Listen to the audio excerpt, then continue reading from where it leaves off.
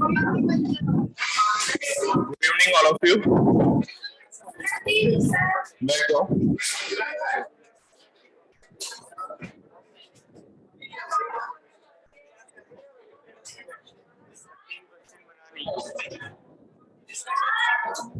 कर रहे हैं, 1 मिनट। आ जाओ। ये एसी बंद करने के लिए कह रहे हैं।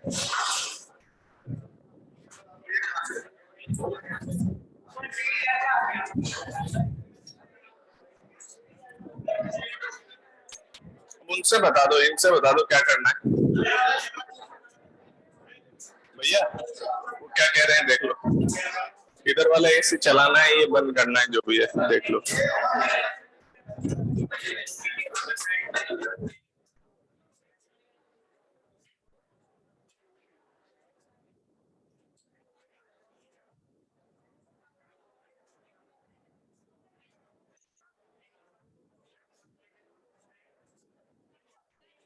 देना मेरे को एक शीट देना।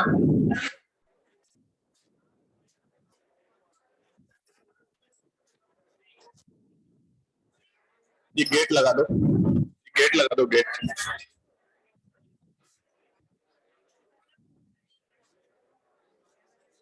ये शीट ले लूं क्या मैं?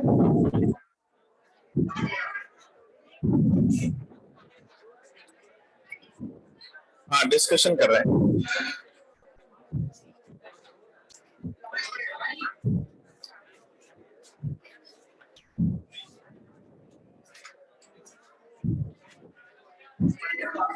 एक्सरसाइज 1 में 1 से 12 तक दिया था। ओके, सभी लोग अब कंसंट्रेशन पे आ जाए वापस।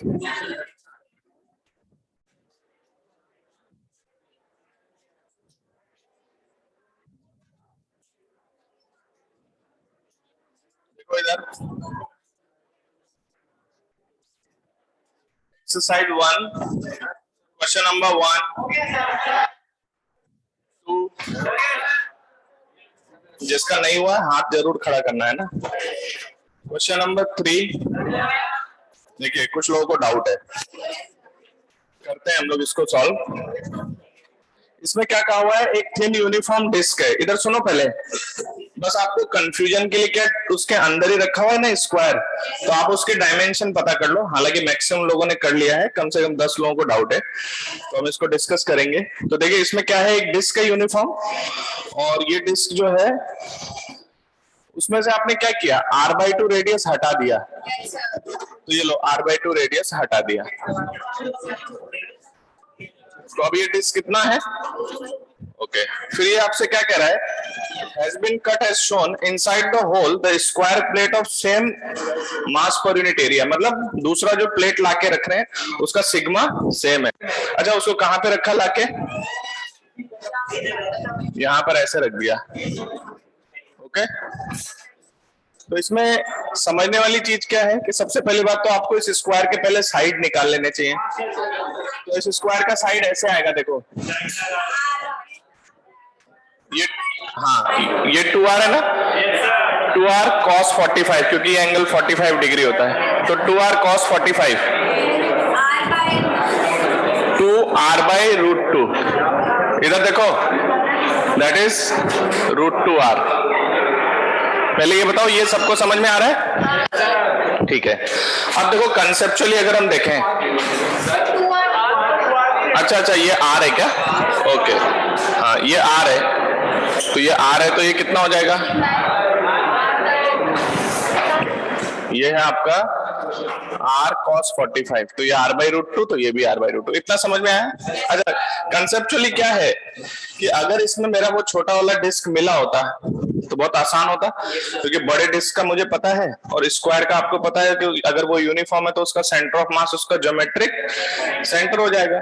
तो बस टेक्निकली अगर मैं इसको हटा दूं, तो ऐसा क्वेश्चन मैंने बताया हुआ है, इसमें इसको और मिलाना है, यस और नो। तो आप इसको ऐसे समझो थॉट में कि ये वाला जो पार्ट है उसमें आपने किसको मिला दिया, डिस्क मिला दिया आपने। तो डिस्क भी मिल चुका है, और इसके ऊपर स्क्वायर तो है ही अलग से, ये स्क्वायर भी है। तो डिस्क भी मिला दिया आपने और स्क्वायर तो है ही अलग से। तो ये एक्चुअल में दो चीजें हुई, डिस्क आपने छोटा डिस्क जो है सेम डेंसिटी से मिला दिया है, तो ये हमारे लिए दो है। तो बताओ एक m1 का मास कितना, that is sigma into pi r square, sigma into pi r square, ये इसका मास है। याद रखना इसमें कौन इंक्लूड हो चुका है, पीछे डिस्क इंक्लूड हो चुका है, प्लस ये जो आपका स्क्वायर है इसका mass sigma two r by root two का स्क्वायर, यस और नो। ये टोटल आर है तो आर बाय रूट टू, तो आर बाय रूट टू का होल स्क्वायर, ये m2 आ गया। इसमें से एक्सक्लूड किसको करना है, डिस्क को। ये छोटा डिस्क जिसका रेडियस कितना आएगा बताओ, r by 2, तो इसका मास m3 that is sigma into pi r by 2 का। अपनी कैलकुलेशन स्ट्रॉन्ग करनी है। कंसेप्चुअली इस चैप्टर का पार्ट बहुत ज्यादा कुछ नहीं है, सिर्फ कैलकुलेशन है। तो चलिए ये तीन चीजें हो गई, m1 पूरा बड़ा, उसमें ये साथ में m2 स्क्वायर, और उसमें हमने जिसको मिला दिया है उसको एक्सक्लूड करना है इक्वेशन से। समझ में आई बात? चलिए सबका सेंटर ऑफ मास बताइए। बड़े वाला जो डिस्क का सेंटर ऑफ मास है उसका यहाँ पर हो जाएगा, ओके। आपके स्क्वायर का सेंटर वही आ रहा है r/2, 0, और इसका भी सेंटर के कोऑर्डिनेट r/2, 0। तो सबको दिख रहा है, मैंने y कोऑर्डिनेट 0 कर दिया। Then what is the next step for x coordinate of the center of mass? m1 x1 plus m2 x2 minus m3 x3 divided by total mass of the system. अच्छा याद रखना, आपसे पूछा क्या है लेकिन उसने, यहाँ पे माइनस होगा, ठीक है ना? इसका मतलब तुम लोग ध्यान से पढ़ते हो। मुझे ये बताइए, एक मिनट, इसमें हमने कोऑर्डिनेट सिस्टम खुद ने रखा है, उसने पूछा क्या था, कहां से डिस्टेंस पूछा है, सेंटर ऑफ मास का डिस्टेंस, कि भाई वो कहां से आएगा, तो हम लोग ओ से उसका डिस्टेंस बता देते हैं कहां से आए, उसी से ओ से ही ओरिजिन मान के हमने लिख दिया। आप कहीं और भी मानते तो ओ से डिस्टेंस निकाल के बताएंगे, यस और नो। चलिए तो m1 कितना, पूरे का मास सिग्मा पाई आर स्क्वायर, इसका x coordinate 0 plus m2 sigma r square by 2, और इसका x coordinate r by 2 minus sigma pi r square by 4, इसका coordinate r by 2 upon total mass of the system sigma pi r square plus sigma r square by 2 minus sigma पाई। अब आप यहां से sigma are square common ले लीजिए, और जो answer हो जाएगा ना फाइनली, यही आपका डिस्टेंस फ्रॉम ओ भी आएगा, ठीक है। कंसेप्चुअली कुछ भी नई चीज नहीं है, हमने ऐसा क्वेश्चन किया है, कुछ इंक्लूड करना फिर उसको एक्सक्लूड करना। हाँ। किसमें, यहाँ पे ये बेटा जो तीसरा है ना, वो बाहर वाले के साथ मिलकर m1 बन गया, तो इस m1 में वो तीसरा मिल चुका है, आप समझ रहे हो, इस m1 में जिसको आप मिला रहे थे वो मिल चुका है ऑलरेडी, समझ गए। नेक्स्ट क्वेश्चन नंबर 4, डाउट है? कोई बात नहीं, आप क्लास के बाद पूछ लोगे मेरे से। क्वेश्चन नंबर 5 में 23/14 ऑप्शन है 1/7, 23/14। वेरी गुड, 14 है, आएगा 14। क्वेश्चन नंबर 6, डाउट है?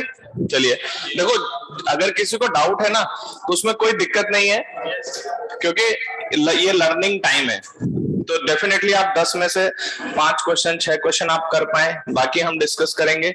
उसके बाद फिर आप घर जाके उनको वापस ट्राई जरूर करोगे, और इसमें ये भी देखना कि कौन सी ऐसी चीज थी जो आपको पता नहीं थी। देखिए आपको एक ऐसा सिस्टम दिया है, 1 2 और ये 3, ओके, और ये 2 रॉड और है। अगर मैं इसको अलग अलग सॉल्व करना चाहूँ तो एक मेरे पास ऑप्शन है, यहाँ ओरिजिन रख के स्टार्ट हो जाता हूँ। अब आप मेरा प्रोसीजर देखना, हालांकि मैंने आपको बता रखा है ये प्रोसीजर कि कैसे कर सकते हैं। एक बार बताओ, अगर मैं इन दोनों रॉड को एक साथ मान लूं तो क्या इसका सेंटर ऑफ मास यहाँ है?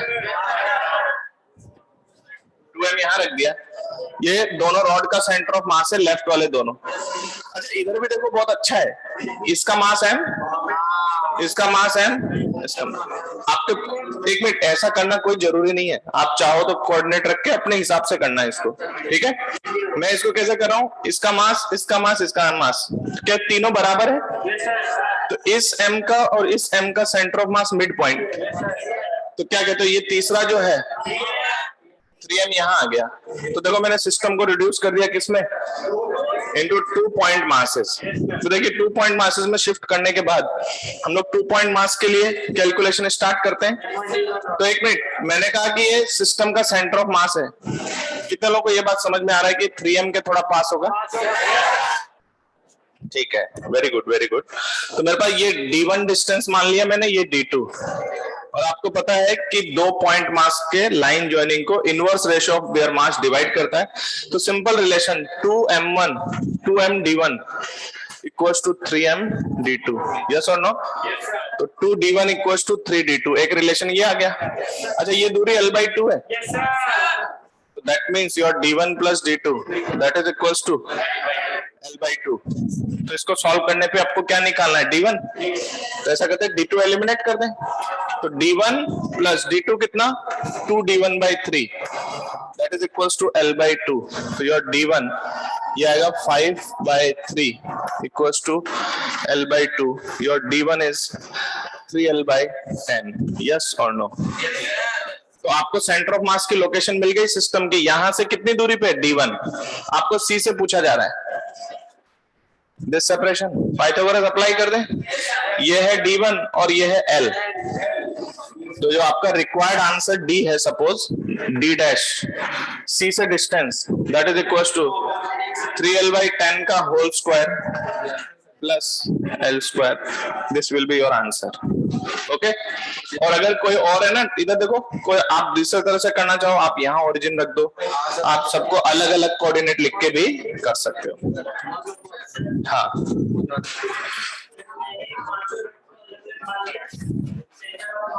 कर सकते कोई दिक्कत नहीं है। तो मेरे से आप क्लास के बाहर मिलना, ओके। मैं आपका कैलकुलेशन में एरर देखूंगा, कहाँ पे कैलकुलेशन एरर कर रहे हो, तो अपन उसको क्लास के बाद बात करेंगे। नेक्स्ट, यहाँ 3m ऐसे आए बेटा, इधर देखो m 2m sorry m m m, तो मिला के 3m हो गया टोटल, और इन तीनों का सेंटर ऑफ मास यहाँ चला जाएगा। इन दोनों का तो मिड पॉइंट के हिसाब से यहाँ शिफ्ट हो गया, और इस रॉड का तो यही था। चले आगे, next question number 7, question number 8, very good. आप क्लास के बाद मिल लोगे। देखो सिंगल डाउट या एक दो स्टूडेंट्स का डाउट है तो मेरे से अलग से पूछ लेना, ताकि हम क्लास में और कुछ कर पाए, ठीक है। Next question number 9, 10। हाँ एक मिनट, चलो डाउट भी है, अभी तक तो इसका इससे कोई मतलब ही नहीं है जो हमने पढ़ा है। इसमें आपको क्या दिया है, काइनेटिक एनर्जी और मोमेंटम का ग्राफ दिया ना। इधर देखो, काइनेटिक एनर्जी क्या होती है, काइनेटिक एनर्जी होती है ½ mv² सिंगल पार्टिकल का, और उसका मोमेंटम होता है m × v। तो the relation between kinetic energy and v²/2m, कितने लोगों को दिख रहा है ये पैराबोलिक रिलेशन है। और कितनी अच्छी बात है, वो पैराबोला पे सब तो बता रहा है कि काइनेटिक एनर्जी भी 4 है, मोमेंटम भी 4 है, m निकाल लो। क्वेश्चन नंबर 11, डाउट है, वो पता है डाउट क्यों है, सिर्फ लेंदी है इस वजह से, वरना इसमें कंसेप्चुअली क्या है, सबका मास उनके सेंटर ऑफ मास पे रखते जाना है, देखते हैं क्या होगा। पेशेंस हमेशा जरूरी है क्वेश्चन करते वक्त, ओके। आपका क्वेश्चन होगा,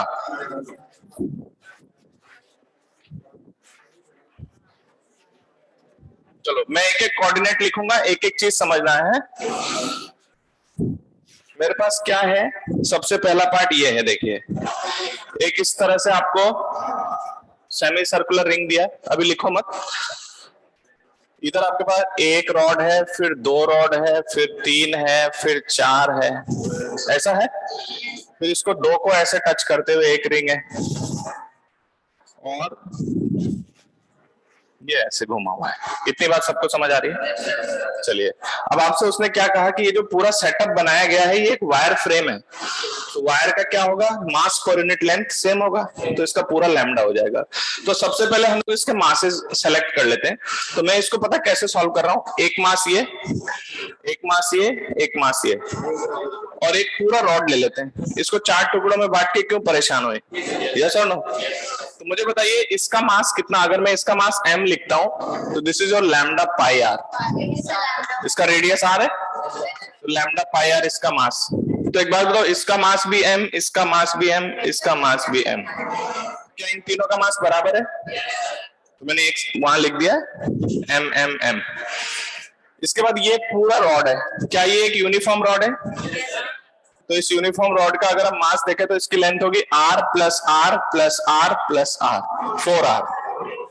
तो दैट मास, अगर मैं इनको m1 m1 बोल देता हूं तो ये तीनों तो m1 हो गए, ये m2 हो जाएगा लैम्डा इंटू 4r। ओके, इसके बाद अगला स्टेप क्या होता है, इनके सेंटर ऑफ मास को लोकेट किया जाए। अच्छा, क्वेश्चन में क्या पूछ रहा है, पूछा क्या है, द डिस्टेंस ओ से पूछ रहा है क्या, ओ से। तो ऐसा करते हैं, ओ पे ओरिजिन रख लें, तो ये ओ यहां पर है।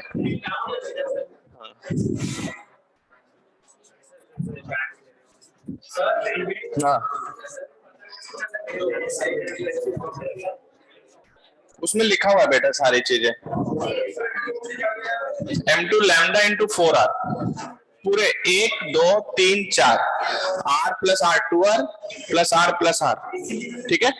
तो लैम्डा इंटू 4r, पहले ये देख लो, ये चीज पता होना चाहिए। सेंटर ऑफ मास तो बाद में आएगा, सेंटर ऑफ मास तो एक सिंगल पार्ट है, एक ओरिजिन सेलेक्ट कर रहे हैं। आपको ओ से डिस्टेंसेस बताई गई है, तो मैं क्या कर रहा हूँ, जानबूझ के ओ पे ही रख दे रहा हूँ। अब कोऑर्डिनेट लिखूंगा तो ध्यान से समझना, ये x, ये y। ओके, चलिए मैं एक एक की बात करता हूं। सबसे पहले मुझे बताइए, इस पूरे 4, ये जो 4 आप देख रहे हो, 4r का रॉड, इसका सेंटर ऑफ मास, इसका मिड पॉइंट है क्या? कितनी अच्छी बात है कि इसका कोऑर्डिनेट 0 0 ही आएगा। ओके, इसके बाद ये जो आप देख रहे हैं, है ना, इसका सेंटर ऑफ मास पहले रिलेटिव में लोकेट करते हैं। यहां एक मिनट देखो, यहां एक मिनट, फिर यहां से ऊपर जाना है 2r बाई पाई, यहां से कितना ऊपर जाना है?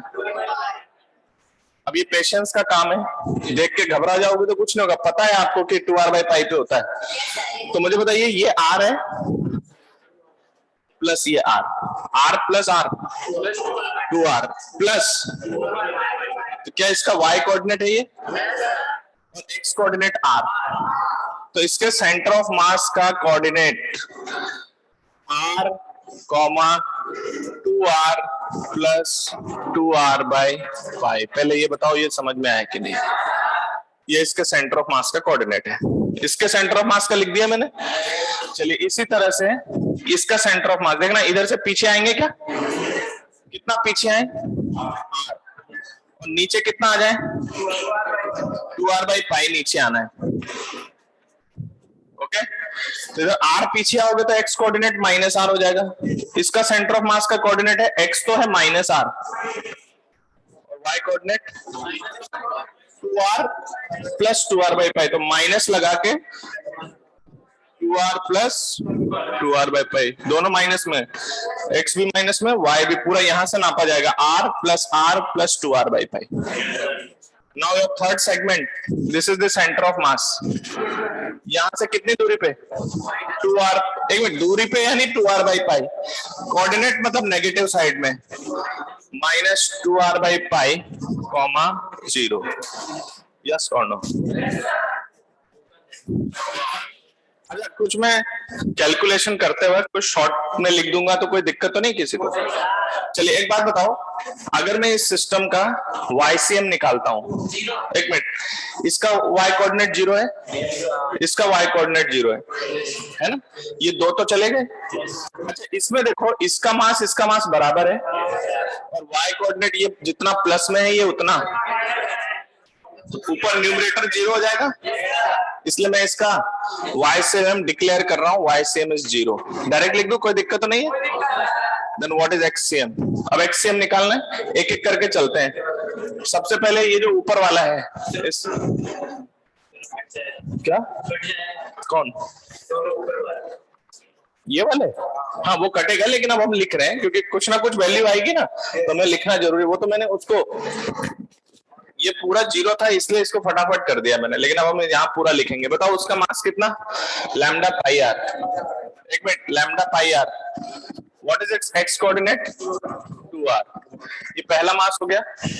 फिर नीचे उतरते हैं, एक उधर वाला lambda pi r, lambda pi r, उसका x coordinate -2r by pi. Okay, फिर वो नीचे वाला जो आर्क है उसका भी मास कितना है? Lambda pi r. एक मिनट, कहाँ पे? हाँ ये बिल्कुल बिल्कुल, बीच बीच में इंटरप्ट कर देते ना कुछ लिखते वक्त। Lambda pi r into r, बात नहीं करो बिल्कुल भी, बात नहीं। Lambda pi r into -2r by pi. फिर उधर वाला कितना है? लैम्डा पाई आर, उसका एक्स कोऑर्डिनेट -r। और एक और जो है लैम्डा इंटू 4r, उसका कोऑर्डिनेट कितना है? 0। समझ में आ रहा है? Divided by total mass of this system 3 times of lambda pi r, 3 है ना ऐसे, प्लस लैम्डा इंटू 4r। अरे समझ में आया? ये XCM जो आएगा वही डिस्टेंस फ्रॉम O हो जाएगा। अब आपको ये देखना है, अगर ये प्लस माइनस में कुछ भी आए, आपको आंसर मैग्नीट्यूड में बताना है कि भाई वो लेफ्ट में है कि राइट में है। तो इसको सॉल्व कर लीजिए, है ना? हाँ एक मिनट, क्वेश्चन नंबर 7 यार ऐसे तो मत करो 7 बेटा। क्वेश्चन नंबर 7 में m1 into r1 vector plus m2 into r2 vector plus m3 into r3 vector divided by m1 plus m2 plus m3 करना है।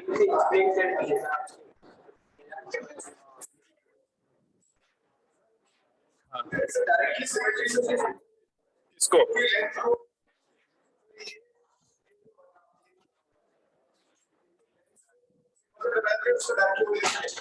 सकते हो, लेकिन ये पार्ट है ना, ये सिमेट्री से इधर आ जाएगा और वर्टिकल पार्ट भी आ जाएगा, तो कर सकते हैं।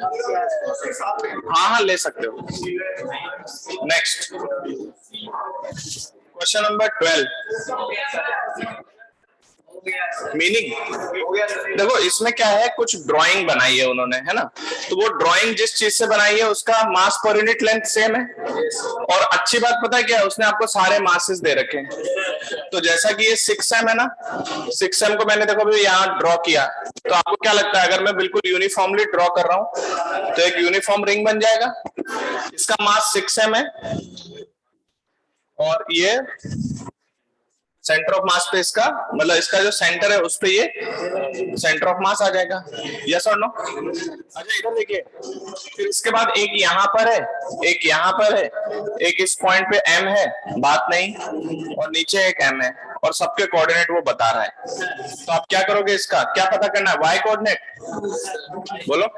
तो y coordinate m1 y1 plus m2 y2 direct हो जाएगा। समझ में आ गया सबको?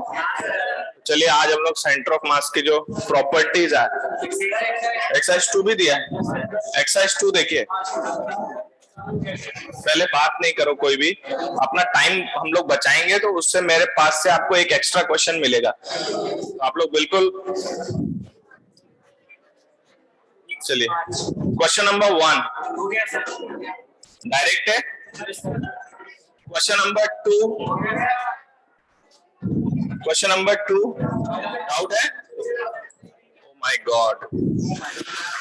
क्वेश्चन नंबर 2, अच्छा कॉन्सेप्ट क्या है, मिला देते हैं हटा देते हैं। अच्छा जिसको मिलाओगे वो एक सेमी सर्कुलर डिस्क है जिसका centre of mass 2r by 4r by 3 pi पे होता है। यार ये बात नहीं करो पहले तो देखिए ये जो पार्ट है ये क्या है, सेमी सर्कुलर पोर्शन है ना, रेडियस है, रेक्टेंगुलर प्लेट से सेमी सर्कुलर काट दिया तो वो डिस्क रहा होगा, आधा डिस्क। तो देखिए ये पूरा, अच्छा डिस्टेंस कहां से पूछा है? Distance of centre of mass from O, ये लीजिए, दिस इज द सिस्टम, इसमें से ये काट दिया, ये कट कर दिया, तो ये नहीं है ना, this is equivalent to this, इसमें से एक्सक्लूड कर देंगे ये। हाँ वो कर सकते हो बेटा, कोई दिक्कत नहीं है, कर सकते हो। नहीं ये जैसे जैसे मैं टॉपिक वाइज आपको देता जाऊंगा, तो नेक्स्ट क्लास में ये करके लाना है आपको, ये करके भी लाना है। और हाँ ये वाली पूरी या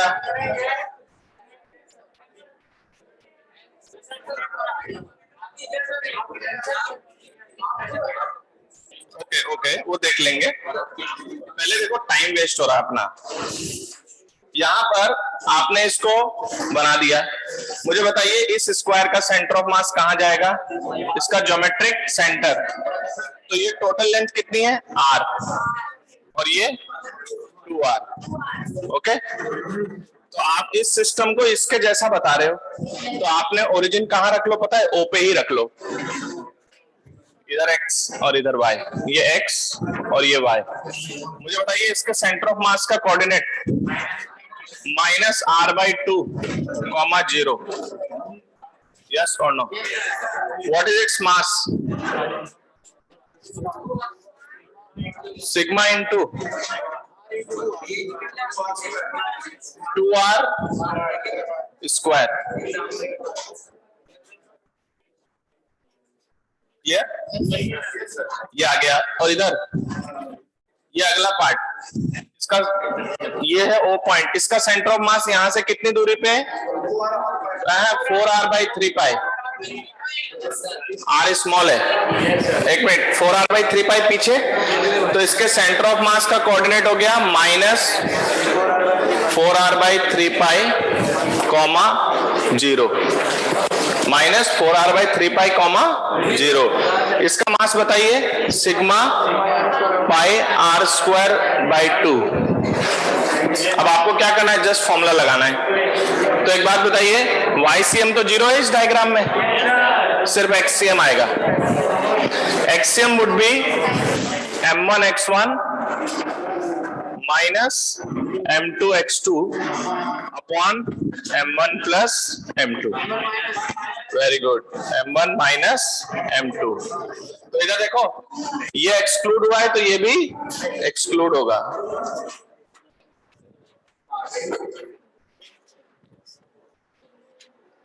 तो क्या करें? m1 कितना है? Sigma 2r² into -r/2 minus of m2 कितना है? Sigma pi r²/2 into -4r/3π, okay, divided by total mass of this system, sigma 2r² minus sigma pi r² divided by 2। इसको सॉल्व कर लीजिए, आपका आंसर आ जाएगा। Next question number 3, similar question है। Question number 4, very good, and question number 5 हो गया। 5 में डाउट है, देखिए, नहीं L/4 आएगा ही नहीं, कोई कंडीशन है, उनके मासेस इक्वल नहीं है। तो देखो क्वेश्चन नंबर आपका जो 5 है ना, वो कुछ ऐसा है कि हमारे पास जो सिस्टम है उसमें जो यूनिफॉर्म रॉड आपको दिए हुए हैं, सेम लेंथ के दिए हैं बट डिफरेंट मटेरियल, और उनको ऐसे रखा गया है ना। अच्छा, इनकी थिकनेस वगैरह कुछ हमें मालूम नहीं है, तो हम इसको पतला मानेंगे, ओके।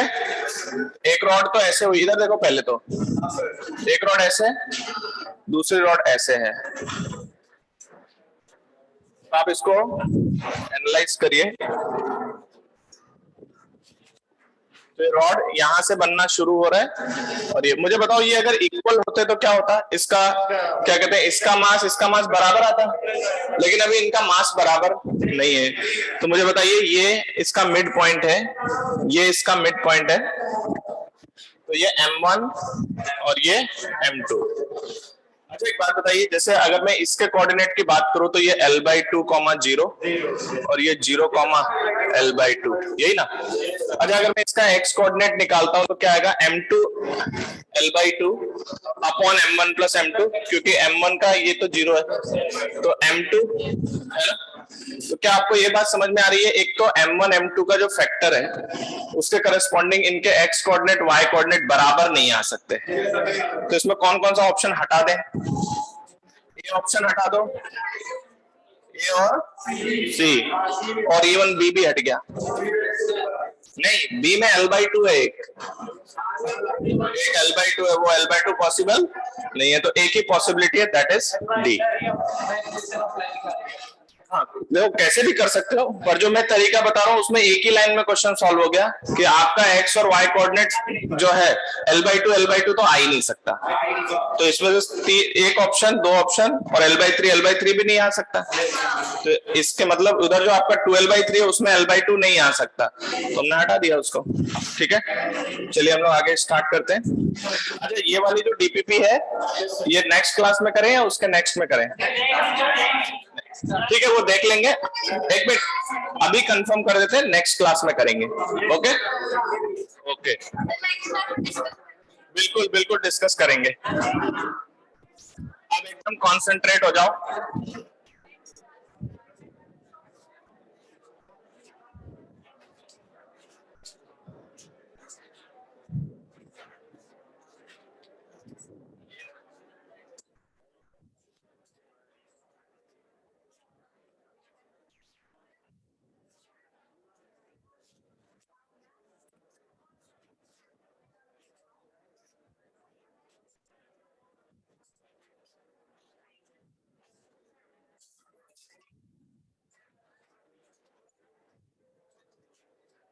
स्टूडेंट्स याद दिलाता हूं आपको, सबसे पहले displacement of centre of mass का एक फॉर्मूला है, और मैंने एक सिंपल सी बात कही कि पार्टिकल डिस्प्लेस हो रहे हो तो ऐसा कोई जरूरी नहीं है कि सेंटर ऑफ मास भी डिस्प्लेस हो, वो क्योंकि कैलकुलेशन डिपेंडेंट है। फिर एक फॉर्मूला आपने क्रिएट किया velocity of centre of mass, वो क्या था, VCM equals to M1 V1 vector plus M2 V2 vector and so on divided by total mass M1 plus M2 plus. तो डेफिनेटली अगर आप किसी का पोजीशन वेक्टर निकाल रहे हैं तो उसका कुछ वेलोसिटी भी, तो अगर R1 R2 R3 बदलेंगे तो आपका RCM बदलेगा, तो R1 R2 R3 के जो वेरिएशन का रेट होगा वो उनकी वेलोसिटी होगी, और उसके कंसर्न आपके सेंटर ऑफ मास की वेलोसिटी आ जाएगी, है ना। यहाँ तक तो कोई खास बात नहीं है, अगर आप कुछ मैथमेटिकल एनालिसिस कर रहे हो तो डेफिनेटली आएगा, सब कुछ आएगा। अच्छा यहाँ से ये भी एक आउटकम मैंने आपको बता दिया था कि अगर पार्टिकल सिस्टम के मूव हो रहे हो तो कोई जरूरी नहीं है कि सेंटर ऑफ मास मूव हो, वो जीरो भी आ सकता है, वो पूरी कैलकुलेशन आपको बताएगी। उसके बाद हमने एक बहुत इंपॉर्टेंट चीज निकाला कि किसी सिस्टम का अगर मोमेंटम चाहिए किसी, तो हम उसको M1 V1 vector plus M2 V2 vector and so on लिखेंगे, और उसको हम टोटल मास इनटू VCM के बराबर भी कर सकते हैं। तो एक तो कंसेप्चुअल एंड आ जाता है यहाँ पे कि टोटल मास इनटू VCM करने पर सिस्टम का मोमेंटम आ जाता है, बट अगर आपको ऐसा करना है या नहीं करना है वो क्वेश्चन की चॉइस पे डिपेंड करता है। तो मैंने आपको ऐसे सिंपल सा एक एग्जांपल समझाने के लिए दिया था कि अगर आपको कहीं से VCM डायरेक्ट मिल जाए तो क्या हम सिस्टम का मोमेंटम बहुत जल्दी से लिख पाएंगे, तो वैसी जगह ये हेल्पफुल होगा। और VCM निकालकर उससे मोमेंटम निकालना, तो उससे पहले तो हमारा मोमेंटम ही आ जाता है, जो न्यूमरेटर में लिखा है M1 V1 plus M2 V2, तो वो जो टोटल है वो सिस्टम का मोमेंटम ही लिखा हुआ है। ठीक है, उसके बाद मैंने एक छोटा सा पॉइंट इंट्रोड्यूस किया कि सपोज आप सेंटर ऑफ मास के फ्रेम में है, जैसे फिजिक्स में frame to frame motion analyse होता है, तो अगर आप सेंटर ऑफ मास के फ्रेम में ही चले गए तो आपके रेस्पेक्ट में centre of mass is always at yes, तो उस फ्रेम से VCM हमेशा जीरो आएगा। तो उस फ्रेम से पार्टिकल्स की वेलोसिटी इस तरह से रहेगी कि हमेशा VCM क्या आएगा, जीरो। तो अच्छी बात है कि अगर आप कभी सेंटर ऑफ मास के फ्रेम में जाते हैं तो सिस्टम का मोमेंटम हमेशा जीरो मिलेगा। ये मैं आपको क्वेश्चन में यूज करके बताऊंगा, हो सकता है इस लैंग्वेज में अभी कोई इंपॉर्टेंस नजर ना आए, बट क्वेश्चन में इनकी इंपॉर्टेंस आएगी, तब मैं आपको वापस रिकॉल कराऊंगा। ठीक है, तो हम इन पे क्वेश्चंस करेंगे, अभी दो कॉन्सेप्ट और ऐड कर रहे हैं। ठीक है, फिर सब पे मिक्सअप क्वेश्चंस चलेंगे, सब सबका यूज एक साथ होगा, क्योंकि जब आप किसी के मोशन की बात करते हैं तो आप उसका डिस्प्लेसमेंट, उसकी वेलोसिटी, उसके एक्सेलरेशन तक जाते हैं। जैसे आप क्या कहते हैं, अपनी पूरी पार्टिकल डायनेमिक्स में देख लो। तो हम एक बार इसका एक्सेलरेशन एनालाइज कर लेते हैं, फिर वहां से वापस रिवर्स आएंगे, वन बाय वन क्वेश्चंस करेंगे, ठीक है। तो बताइए, एक्सेलरेशन ऑफ सेंटर ऑफ मास अगर मुझे निकालना हो, एक्सेलरेशन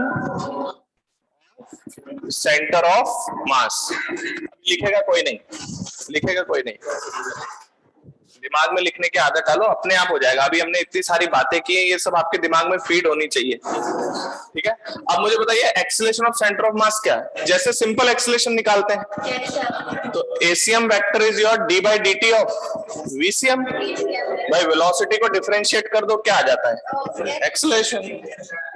सिंपल चीज है, जैसे पार्टिकल्स में होता है वैसे ही सेंटर ऑफ मास में बात करें, लेकिन centre of mass is a hypothetical point, वहां कुछ नहीं है, कोई मास नहीं है, कुछ नहीं है, वो तो हम कुछ कैलकुलेशंस में कर पा रहे हैं, वो एक अलग बात है। लेकिन आप समझ रहे हो कि दे ऑल आर assumptions, वहां पे कोई पार्टिकल रखा हुआ नहीं है।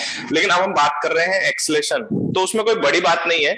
आप क्या कहोगे कि सर ये जो वीसीएम है, क्या वो m1 v1 vector plus m2 v2 vector and so on mn vn vector divided by m1 plus m2 plus mn, यही होगा ना।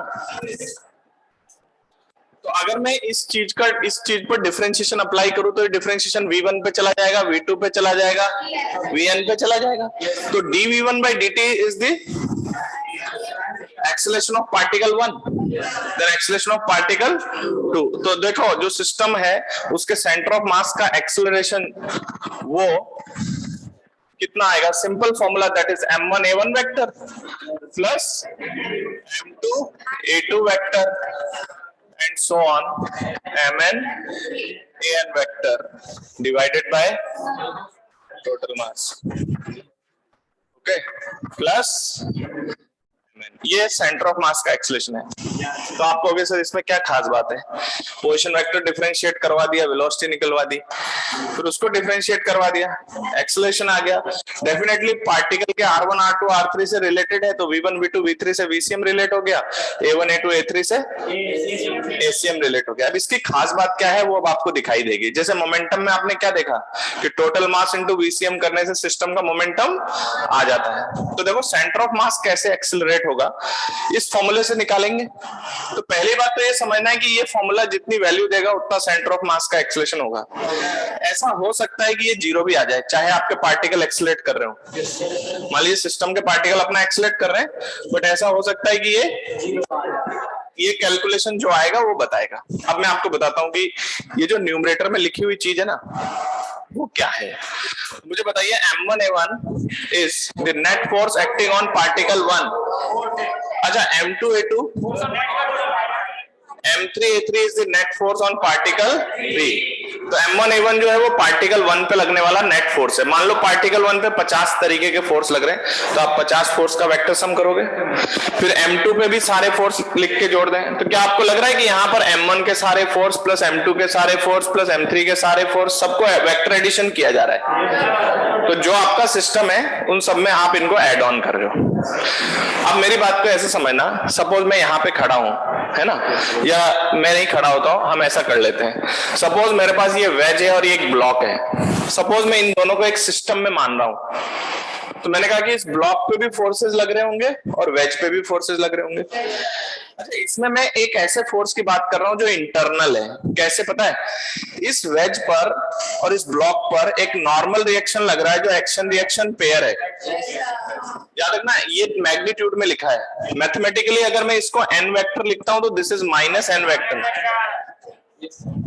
तो मैं यहाँ पे ये कह रहा हूं कि कुछ ऐसे फोर्सेस भी हो सकते हैं जो इनमें आपस में एक्शन रिएक्शन पेयर हो, इनमें आपस में एक्शन रिएक्शन पेयर भी हो। देखो आपने m1 के सारे फोर्स लिख डाले, m2 के सारे फोर्स लिख डाले, m3 के सारे फोर्स लिख डाले। तो आप एक बात सोचो कि जैसे ये m1 m2 है, तो इनमें एक फोर्स ये n वेक्टर भी तो है जो एक्शन रिएक्शन पेयर है, एक पे n और एक पे माइनस n। कितने लोगों को दिख रहा है कि इस कैलकुलेशन में this will B cancel out? Okay तो जैसे इस पर मेरे पास कितने फोर्सेस है पता है, इस पे एक mg और एक n वेक्टर। अगर इस वेज पे बात करें तो इसका वेट n वेक्टर, और मान लो मैं इसको जमीन पे रख दूं तो इस वेज पे एक और नॉर्मल आ जाएगा जमीन से भी।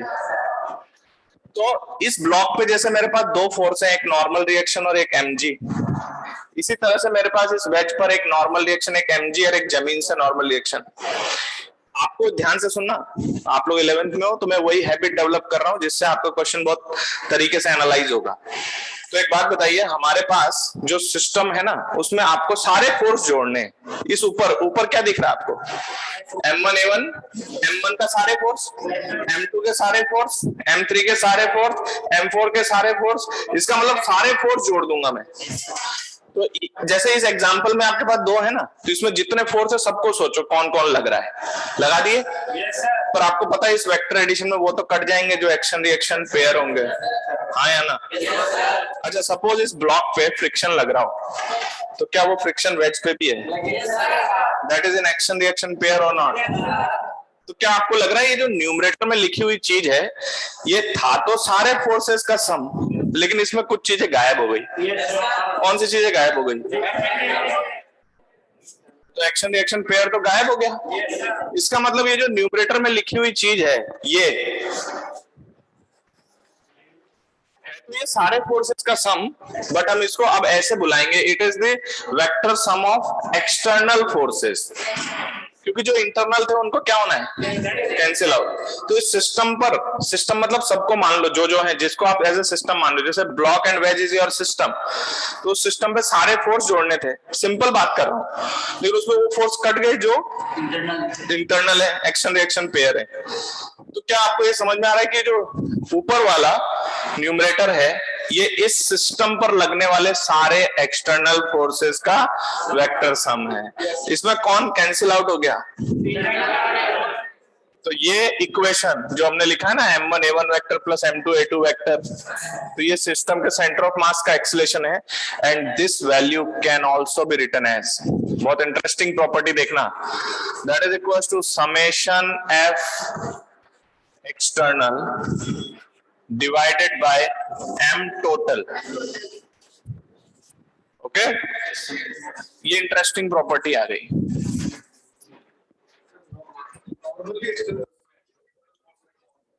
कौन सा वाला, लेकिन इन दोनों के आपस वाला, जमीन से आने वाला थोड़ी कटा, क्योंकि हमारे सिस्टम में कौन है, ब्लॉक और वेज। तो ये ब्लॉक पे जो जमीन से नॉर्मल आ रहा होगा वो इंटरनल में नहीं है, वो एक्सटर्नल में है, तो मैं उसको काट रहा हूं जो इंटरनल है। तो और आपको भी एक हैबिट डेवलप करनी है, जब भी मैं ऐसी बात कुछ करूं तो पहले सारे फोर्सेस देखने हैं, फिर उसमें खुद को मन में सोचना है कौन कौन कटा कौन कौन बचा। बात समझे क्या। तो यहाँ कौन चाहिए, एक्सटर्नल फोर्सेस। लिखो मत, अभी लिखो मत, दिमाग में लिखो पहले, the external forces divided by total mass, this is this acceleration of center of mass। ऐसा नहीं लग रहा है जैसे F/m करने पे एक्सीलरेशन आ रहा है। अभी तक तो सारी चीजें M1A1 M2A2 ये थी, वेलोसिटी में M1V1 M2V2 ऐसे था, लेकिन यहाँ तो एक अलग ही इक्वेशन आ गई। ऐसा लग रहा है कि फोर्स अपॉन मास करने पे एक्सीलरेशन आ जाएगा, जबकि centre of mass is a hypothetical point. Hypothetical है, कोई मास नहीं है वहां, लेकिन ऐसा नहीं लग रहा कि जैसे सेंटर ऑफ मास को एक पॉइंट मास मान लेते हैं जिसका मास सिस्टम के टोटल मास के बराबर है, और इस सिस्टम का सारा एक्सटर्नल फोर्स ऐसे एज्यूम करो कि वो कहां लग रहा है, ऐसा लग रहा है। ये इक्वेशन बोल रहा है, मैं नहीं बोल रहा हूँ। किसी ऑब्जेक्ट पर एक्सटर्नल फोर्स लग रहा है, ऑब्जेक्ट की बात करें क्या, ठीक है, वो भी नहीं कर रहा, ऐसा नहीं हो सकता। अगर हम इनर्शियल फ्रेम से खड़े हैं तो अगर आप कह रहे हो एक्सटर्नल फोर्स नहीं लग रहा है, इसका मतलब दो तरीके हैं, या तो लग ही नहीं रहा है, या अगर लग रहे हो तो उनका वेक्टर सम 0 हो रहा हो, है ना। और आपने बोला क्या है, नहीं उसके बाद क्या बोला था, मूव नहीं कर रहा है। मूव करना या नहीं करना, अगर that is remain at rest तो that is a condition of equilibrium. तो या तो उस पर फोर्स है ही नहीं, और या है तो सब बैलेंस हो गए। और अगर इनर्शियल फ्रेम नहीं है तो हो सकता है वहां स्यूडो फोर्स वगैरह हो, एक्सप्लेन करने के लिए, ग्राउंड फ्रेम से नहीं, ठीक है। अच्छा ये बात सबको समझ आ रही है। तो सेंटर ऑफ मास का बिहेवियर कैसा देख रहे हो आप, ऐसा लग रहा है जैसे सारा मास ऐसा लग रहा है कि उसका मास भी है, और ऐसा लग रहा है सारा मास सिस्टम का मास उसका, समझ गए, और ऐसा भी लग रहा है कि उस पर फोर्स भी लग रहा है, और वो फोर्स है कौन से? अगर आप सिंपल वे में सोचो तो सब ले आओ, इंटरनल एक्सटर्नल सब ले आओ, इंटरनल कट जाएंगे क्योंकि वो कैसे थे, एक्शन रिएक्शन पेयर। तो ये जो एक्सटर्नल फोर्सेस का vector some divided by total मास करने पे सेंटर ऑफ मास का एक्सेलरेशन आ जाएगा। समझ में आई बात? हाइपोथेटिकल पॉइंट, लेकिन बिहेवियर ऐसा कि जैसे सारा मास, सिस्टम का जो सारा मास है उसके बराबर तो उसका मास है, और सिस्टम के जितने एक्सटर्नल फोर्स हैं वो उसके ऊपर लगा दो, इंटरनल है उससे इसको कोई मतलब नहीं है। तो चलो इस चीज को एलिब्रेट करते हैं। अगर कोई ऐसा सिस्टम मैं आपको दिखा दूं जहां इंटरनल फोर्सेस तो हो, तो इंटरनल फोर्सेस का मतलब M1 एक्सेलरेट करेगा, M2 एक्सेलरेट कर रहा होगा मान लीजिए, इन पर तो है ना फोर्सेस, लेकिन सिस्टम पे अगर फोर्स ही ना मिले तो क्या आप कह सकते हो कि सेंटर ऑफ मास का एक्सेलरेशन 0 है? हाँ या ना? तो इधर सुनना ध्यान से, कोई एक ऐसा सिस्टम हो जहां पर आपको ये पता चल जाए कि सिस्टम में एक्सटर्नल फोर्स ही नहीं है, तो आप क्या क्या बोल सकते हो? किसका? सेंटर ऑफ मास। अच्छा एक स्टेप और आगे बढ़ो, अगर सेंटर ऑफ मास का एक्सेलरेशन 0 है, इसका मतलब है कि VCM कांस्टेंट है, सेंटर ऑफ मास की वेलोसिटी, हाँ या ना? सही बात है। तो इसका मतलब ये देखो खुद आगे बढ़ता जा रहा है, क्या कह रहा है, ये कह रहा है कि सर सिस्टम का मोमेंटम भी तो सेम रहेगा फिर। ये आपने M1 V1 M2 V2 को देख के नहीं कहा है, आपको ये पता चला था कि सिस्टम का momentum M total into VCM है। तो इसका मतलब ये हुआ कि अगर कहीं से कोई ये प्रूव कर दे कि VCM सेम है, तो V1 V2 चाहे बदल जाए, ध्यान से सुनना, अभी V1 V2 V3 है, थोड़ी देर बाद V1 dash V2 dash V3 dash उनकी वेलोसिटी हो गई, लेकिन अगर आपको ये पता चल जाए कि सिस्टम में कोई एक्सटर्नल फोर्सेस नहीं है, तो आपको पता है कि उसका ACM 0 है, ACM 0 आना बताएगा VCM कांस्टेंट, और VCM कांस्टेंट आना बताएगा कि M total into VCM constant है, और M total into VCM constant होना ये कहलाएगा कि चाहे पार्टिकल्स की वेलोसिटीज बदल जाएं, क्योंकि उनपे फोर्स हो सकता है, लेकिन सेंटर ऑफ मास को तो एक्सटर्नल से मतलब है। इसका मतलब है कि जो ये सिस्टम है, ये जो सिस्टम है, इसका मोमेंटम कंजर्व रहेगा। आपने law of conservation of momentum सुना है? वो यही तो है, लेकिन वो ऐसे नहीं है, it is not a universal law. आपको एक इफ का सामना करना पड़ेगा। कौन सा इफ? वेलोसिटी कांस्टेंट चाहिए ना, वो भी कौन सी? VCM। अगर आपको VCM कांस्टेंट चाहिए तो ACM 0 करना पड़ेगा, और ACM 0 तब आएगा जब F एक्सटर्नल 0 होगा।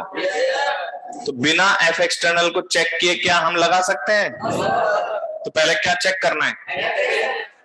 तो देखो यहाँ से दो दो चीजें निकाल दी मैंने आपके सामने। एक तो सेंटर ऑफ मास एक्सीलरेट ऐसे करता है कि जैसे उस पे सारे एक्सटर्नल फोर्स लग रहे हो और उसका मास सिस्टम के टोटल मास के बराबर हो।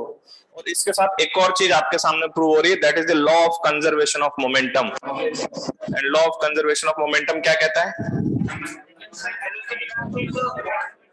कि सुनो, आप खुद लैंग्वेज बनाओ, आपको भी पता है क्या कहाँ इफ लगाना है। If on a system if net external forces are 0, इसका मतलब उनके एक्सटर्नल फोर्सेज का वेक्टर सम 0 हो जाए, तो आप क्या कहते हो कि VCM कांस्टेंट है। और फिर अब आप VCM कांस्टेंट है तो अगला स्टेप है मोमेंटम कांस्टेंट है, यानी सिस्टम का मोमेंटम हो सकता है कि पार्टिकल्स का मोमेंटम कंजर्व ना हो, लेकिन सिस्टम का मोमेंटम कंजर्व रहेगा। समझ में आई बात? तो this is called as law of conservation of momentum. तो पहले इतना लिखे, यहाँ हम एक रिमार्क लिखेंगे, फिर उसके बाद नेक्स्ट देखिए बहुत सारे फायदे आ गए, मोमेंटम में फायदा आया, अब आप law of conservation of momentum लगाने के कैपेबल हो चुके हो, और सेंटर ऑफ मास एक्सीलरेट किससे होता है ये भी आपको पता चल गया।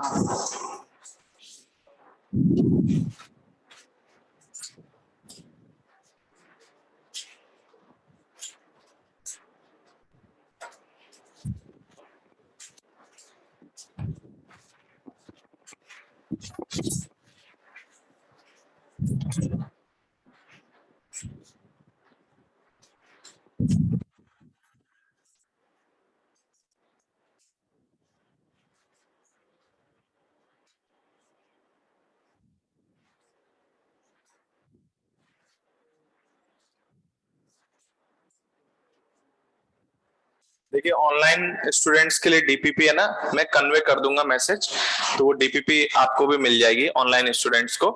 और दूसरा क्या कहते हैं, एक स्टूडेंट कह रहे हैं सर मैं डिस्कनेक्ट हो गया था, तो अभी मेरे हिसाब से नहीं, पहले हम डिस्कशन कर रहे थे, ये पहले का मैसेज है ना। हाँ कोई दिक्कत नहीं, थ्योरी मैंने अभी शुरू किया है एक्सेलेशन से, ठीक है। ये क्या लिखना चाह रहे हो आप, M1 V1 करके क्या लिखना चाह रहे हो, ये चीज लिखना चाह रहे हो तो इसको साइड में ही लिखो या ऐसे लिखो, VCM vector equals to this, फिर आपको पता है इस VCM को अंदर जाने पे डिफरेंशिएशन यहाँ आ जाएगा। हमने एक स्टेप नहीं लिखा है और डायरेक्ट ये लिख दिया, किसी को कोई दिक्कत तो नहीं है? हाँ मैं तो नहीं कह सकता कुछ भी। हाँ कब रहेगा, तुमने आधी बात पकड़ ली, जब एक्सटर्नल फोर्स 0 हो। हाँ नहीं, ऐसे सिस्टम का एक्सेलेरेशन कुछ नहीं होता, मैंने कुछ नहीं पढ़ा है ऐसा। मैं कह रहा हूँ सेंटर ऑफ मास का एक्सेलेरेशन, देखो कैजुअल हो ही मत, एक एक लाइन से ही बोलो कि एक्सटर्नल फोर्स 0 है, ACM 0 है, तो फिर VCM कांस्टेंट है। अब आपका सवाल पूछ लो। हाँ कोई बात नहीं, बोलो, वो तो ऐसे ही है। हाँ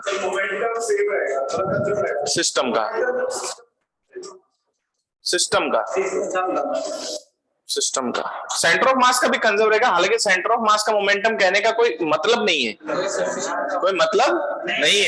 क्योंकि वहां कुछ होता नहीं है, पर हमने ये बोला है कि ऐसा लग रहा है ना कि सारा मास इनटू VCM हो रहा है। नहीं ऐसे नहीं बोलते हैं, लेकिन आप लोग मेरे से जबरदस्ती बुलवाने की कोशिश मत करो। सिस्टम का वेलोसिटी, सिस्टम का एक्सेलरेशन, ऐसे शब्दों का कोई मीनिंग नहीं है। सेंटर ऑफ मास की बात करेगा सीधा, या सिस्टम बोलने का मतलब फिर सबका, तो फिर एक्सेलरेशन एक का तो है नहीं, सिस्टम में तो सभी है। हाँ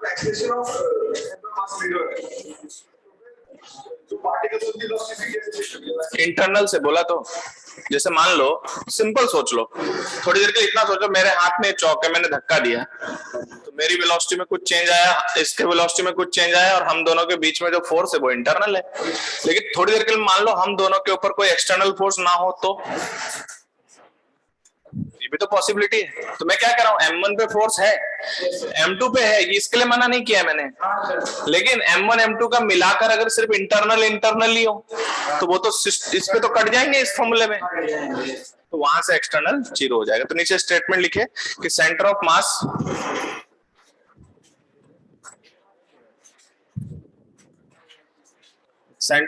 behaves in such a manner, centre of मास, हाँ इसी में इसके साथ लिखना है, centre of mass behaves in such a manner that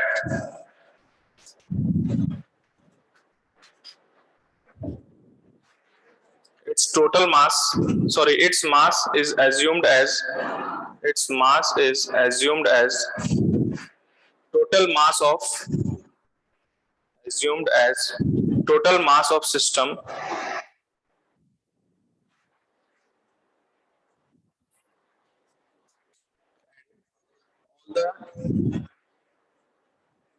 all the external forces are acting on it, and all the external forces are acting on it.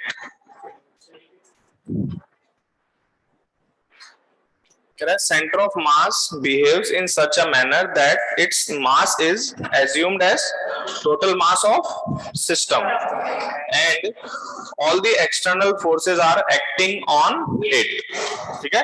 And its acceleration is लिखा हुआ है, and its acceleration is ACM vector equals to summation F external upon M total। याद है ना कितने language में assumption बोल रहा हूँ, एक्चुअल में थोड़ी वहां कोई मास है, ठीक है, वहां कुछ भी नहीं है, ओके। तो इसका मतलब सेंटर ऑफ मास कौन एक्सेलरेट करता है, एक्सटर्नल फोर्सेस, समझ गए, ठीक है। और मैं इसके साथ ही एक और स्टेप लिख देता हूं, that is law of conservation of momentum, या इसको हम लोग लीनियर मोमेंटम भी बोलते हैं। कोई दिक्कत है किसी को? Law of conservation of momentum, इसका स्टेटमेंट में एक इफ लगेगा और बिना उस इफ को चेक किया आप लोग नहीं आगे बढ़ोगे। तो लिखिए if law of conservation of momentum, if on a system of particle, if on a system of particle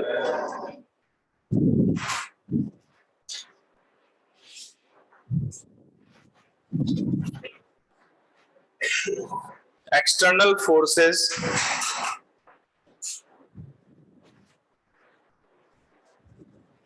ऐसे लिखो एक्सटर्नल फोर्स। एक्सटर्नल फोर्स बोलने का मतलब वो सारे वेक्टर सम हो गए। External force is 0, then momentum of system will be conserved, then momentum of system will be conserved, then momentum of system will be conserve. अब इसके बैकग्राउंड में क्या क्या चीजें हैं? समेशन ऑफ एक्सटर्नल 0 होना एसीएम 0 होने को बताता है, एसीएम 0 होना वीसीएम कांस्टेंट को बताता है, और वीसीएम कांस्टेंट होना सिस्टम के मोमेंटम। तो ब्रैकेट में लिखो, ब्रैकेट में ऐसे लिखना, मैं इसको मैथमेटिकली लिख रहा हूं, summation of external 0, summation of external अगर 0 आ जाए तो आपका एसीएम 0 आएगा। एसीएम 0 आना इंप्लाई करता है कि वीसीएम, अच्छा वीसीएम कांस्टेंट होना दो तरह से है ना, आइदर अगर पार्टिकल रेस्ट पर है तो रेस्ट पर ही रहेगा, और अगर वो चल रहा हो तो आपका एसीएम 0 होना ये शो करेगा कि वीसीएम कांस्टेंट है, और कांस्टेंट होने का मतलब या तो वो 0 है तो 0 रहेगा, और चल रहा है तो सेम वेलोसिटी से चलता रहेगा। समझ में आई बात? और इसका मतलब होगा कि पी सिस्टम जिसको आप m टोटल इंटू वीसीएम लिख रहे हैं, that will be also constant. समझ में आई बात? yes, इसको यूज पता है कहाँ करना है? हो सकता है ये जो पी सिस्टम में जो V1 V2 V3 है ना, yes, वो शायद बदल जाए, लेकिन हमें ये बात पता है कि उनको बदलने दो, लेकिन सिस्टम का मोमेंटम नहीं बदल सकता अगर सिस्टम में एक्सटर्नल 0 है तो इसको नोट करिए, याद रखना। आप लोग बार बार आ जाओगे सीधा कंजर्व करने पे, और मैं बार बार यहाँ लेके आऊंगा आपको कि पहले इसको चेक करो। तो फोर्सेस चेक करना आना चाहिए, तो मैं जितने क्वेश्चंस करूंगा आपको चेक करना सिखाऊंगा, और आपको हमेशा चेक करके लगाना है। समझ गए? अदरवाइज जनरली ये होता है फिर स्टूडेंट्स क्या करते हैं, कंजर्व कर देते हैं पहले, फिर देखते हैं। तो आपको पता नहीं कंजर्वेशन यूनिवर्सल है ही नहीं। एसीएम कांस्टेंट होना एक स्पेसिफिक, सॉरी एसीएम 0 होना एक स्पेसिफिक कंडीशन है, it is not always. Yes और नो? Yes sir. तो यहाँ से देखिए आपके पास बहुत सारे आउटपुट आ चुके हैं। आप वेलोसिटी निकाल सकते हो, आप एक्सेलरेशन निकाल सकते हो, आप सेंटर ऑफ मास का डिस्प्लेसमेंट निकाल सकते हो, इस तरह से बहुत सारी चीजें कर सकते हो। ठीक है, अभी और भी आउटकम्स हैं, आगे काइनेटिक एनर्जी में है, और भी चीजें हैं। काइनेटिक एनर्जी में कुछ गड़बड़ होगा, वो हम बाद में बात करेंगे। तो अभी तक हमने जो भी चीजें पढ़ी है उस पर बेस्ड हम लोग अभी क्वेश्चंस करेंगे। ठीक है, तो याद रखना ये सारी चीजें इंटर रिलेटेड है, यूसीएम, वीसीएम, एसीएम। ठीक है, चलिए स्टार्ट करते हैं। फर्स्ट क्वेश्चन,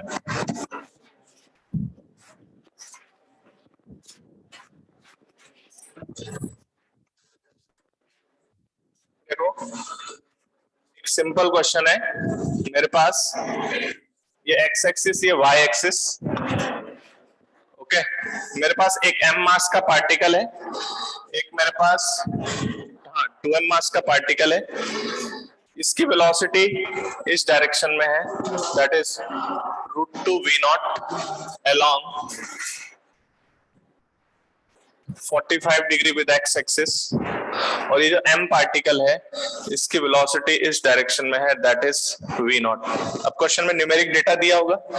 ठीक है, तो ये आपके पास दो पार्टिकल है ना, और चलो हम एक पार्टिकल और ले लेते हैं।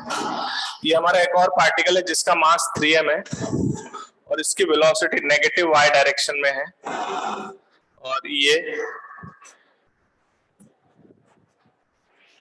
v0/3 है। ओके, ये तीन पार्टिकल है। तो आपको बताना है find out the velocity of centre of mass of this system.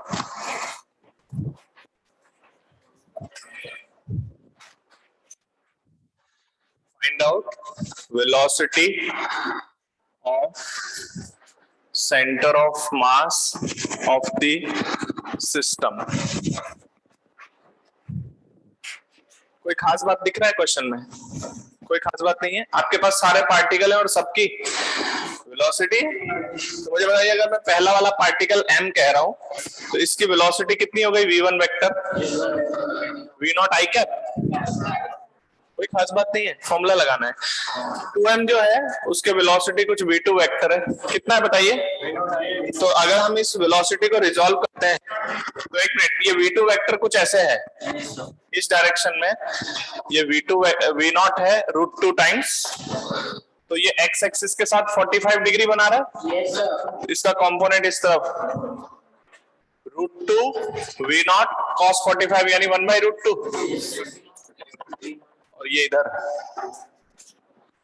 √2 v not into 1/√2। Components निकालना जानते हो? yes, तो क्या ये आई कैप की तरफ है? yes, और ये मैंने अलग से निकाल के समझाया आपको, ठीक है? Then what is this? v naught i cap plus v naught j cap. तो जो आपका दूसरा पार्टिकल है उसके सेंटर ऑफ मास की वेलोसिटी आ गई। इसके बाद मेरे पास तीसरा पार्टिकल ये है, इस तीसरे पार्टिकल की वेलोसिटी बताइए कितना? -v0/3 j कैप, ये लीजिए। Then what is the VCM? Simple formula. M1 V1 vector plus M2 V2 vector plus M3 V3 vector divided by total mass. Any doubt? अब हर प्रॉपर्टी धीरे धीरे यूज होगी, अभी तो जस्ट फॉर्मूला बेस्ड क्वेश्चन है। तो क्या आएगा? VCM M1 किसको बोला मैंने? M को, ये है ना मेरा, तो ये तो हुआ m इंटू इसका वेलोसिटी है v naught i cap plus दूसरा वाला ये, इसका मास है 2m इंटू इसकी वेलोसिटी देखिए कितनी है? v naught i cap plus v naught j cap plus third mass कितना है? 3m, इसकी velocity -v0/3 j cap divided by total mass m plus 2m plus 3m. So that is the VCM is कितना आएगा? m into v naught 2m v naught I cap, तो I cap 3m v naught I cap और 2m v naught j cap minus m v naught, तो कितना? m v naught j cap आ जाएगा। 2m v naught minus m v naught, तो ये आ जाएगा m v naught j cap divided by 6m, and this is what? Velocity of center of mass, that is equals to how much? v naught by 2 I cap, v naught by 2 I cap plus v naught by 6 j cap. समझ में आ गया? तो ये मेरे पास centre of मास की velocity, ये net velocity है। अब आपको मैग्नीट्यूड चाहिए, velocity of centre of mass का magnitude is root over v naught by 2 का whole square plus v naught by 6 का whole square. This is your final answer. इसको सिंपलीफाई तो कर लोगे? Yes sir. ओके, तो सिंपल अगर v1 v2 v3 दिया जाए, अब ऐसे एक क्वेश्चन है या 50 हो सकते हैं, अब कैसे भी कहीं भी वेलोसिटी दे हम उसको वेक्टर फॉर्म में कन्वर्ट करके, या फिर आपके पास तरीका है x अलग y अलग और z अलग, क्योंकि ये वेक्टर इक्वेशन है ना, तो x के अकॉर्डिंग y के अकॉर्डिंग और z के अकॉर्डिंग अलग अलग कर सकते हैं हम, और एक साथ करना है तो पूरा वेक्टर यूज कर लो।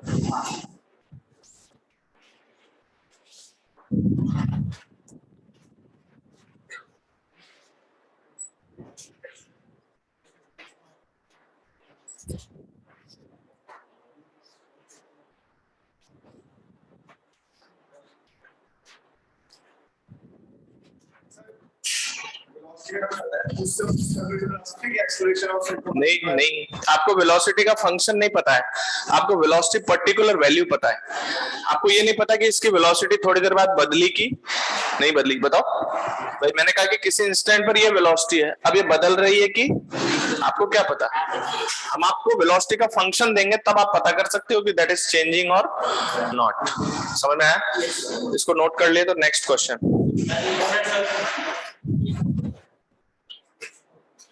तो सिस्टम में कुछ पार्टिकल्स दिए हुए हैं, आपने उनका वीसीएम की वेलोसिटी निकाल दी।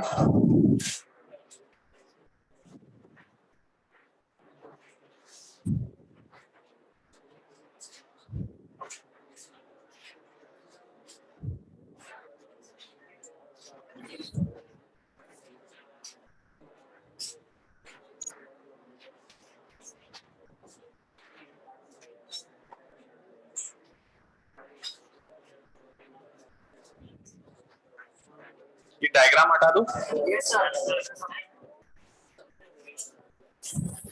देखो नेक्स्ट क्वेश्चन,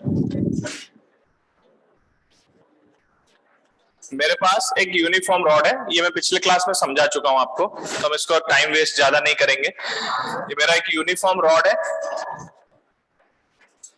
ओके, इसका मास m, length l, and it is rotating with constant angular velocity omega. अब क्वेश्चन में ये वैल्यूज गिवन हो सकती है, मास ओमेगा इनकी, है ना।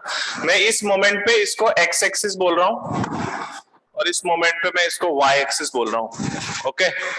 तो इस रॉड के जो हम बात कर रहे हैं ना, ये A है, ये इस रॉड का मिड पॉइंट B है और ये रॉड का एंड है C पॉइंट, ये मिड है, ओके। तो आपको फर्स्ट बताना है एट शोन इंस्टेंट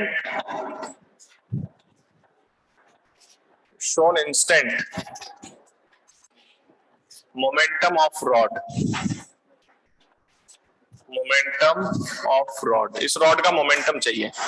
और दूसरा एट द शोन इंस्टेंट, अच्छा इस एट द शोन इंस्टेंट को एक ही बार लिखते हैं, ठीक है। तो आपको क्या चाहिए? मोमेंटम ऑफ रॉड चाहिए, और आपको दूसरा चाहिए मोमेंटम ऑफ